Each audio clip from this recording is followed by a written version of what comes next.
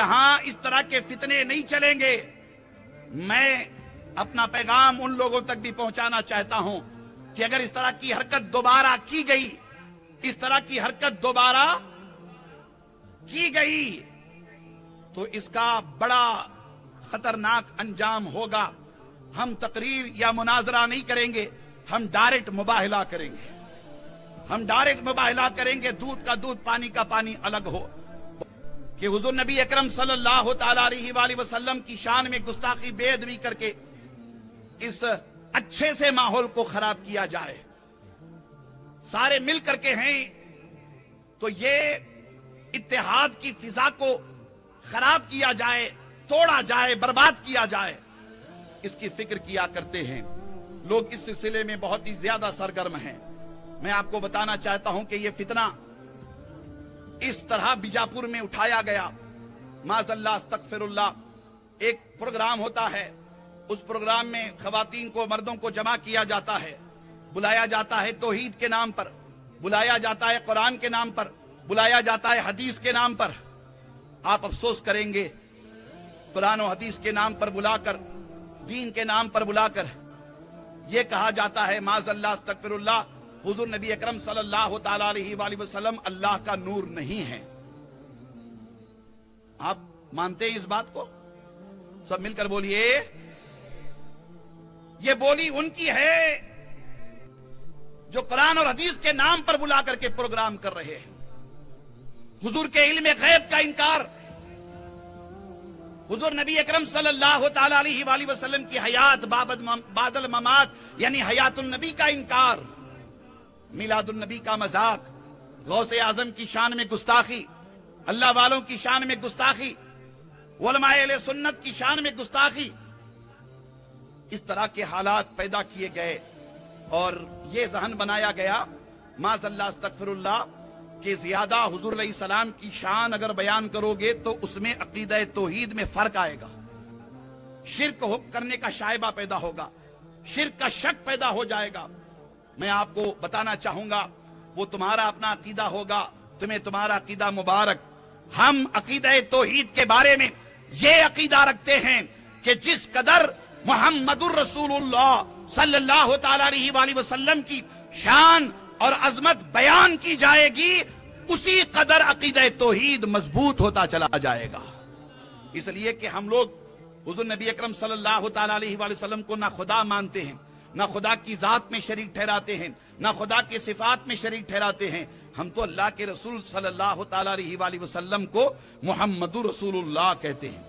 آپ اللہ کے رسول ہیں، آپ اللہ کے نبی ہیں، آپ اللہ کے برگزیدہ بندے ہیں، آپ حبیب اللہ ہیں، نبی اللہ ہیں۔ آپ کے پاس جو کچھ ہے وہ اللہ کا عطا کیا ہوا ہے۔ جو کچھ آپ کے پاس شان، عظمت ہے، فضائل ہیں، خصائل ہیں، شمائل ہیں، معجزات ہیں، اے مدینے کے تاجدار، آپ کے پاس جو کچھ ہے وہ اللہ کا دیا ہوا ہے۔ جب یہ بات ہم کہتے ہیں تو بات ختم ہو گئی، بات ختم ہو گئی۔ نوجوانوں کے ذہنوں کو خراب کیوں کیا جا رہا ہے؟ اللہ وحدہ ہے، لا شریک ہے، لم یلد ہے ولم یولد ہے، اس کی شان عظمت بے مثال ہے۔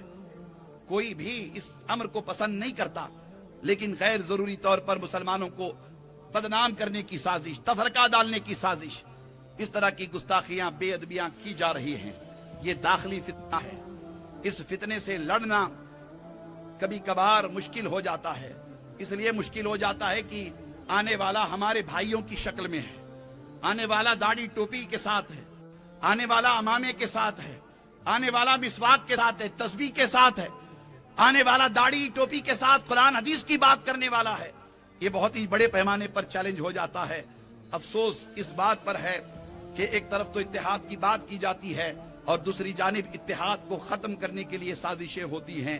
آج کا یہ عظیم الشان اجلاس اسی مقصد کے تئیں ہے کہ بیجاپور میں بحمدہ تعالی غلامان مصطفیٰ ہزاروں کی تعداد میں رہتے بستے ہیں، بڑی تعداد میں ہماری خواتین ہیں۔ یہ اللہ والوں کا شہر ہے، اولیاء کا شہر ہے۔ یہاں اس طرح کے فتنے نہیں چلیں گے۔